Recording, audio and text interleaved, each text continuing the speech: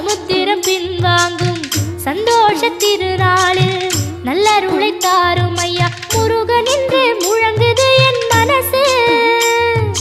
கடலை போல உன் கருணை பெருசு.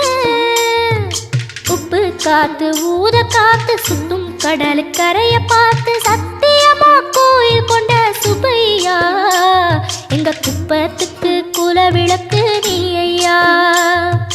திருச்செந்தூர் ஆண்டவனே வேல் முருகா தினம் உனக்கு நன்றி சொல்வோம் மால் மருகா. திருவடியில் தவம் இருப்போம் திருமுருகா தீர்ப்பெழுது நலமெனவே வடிவழகா.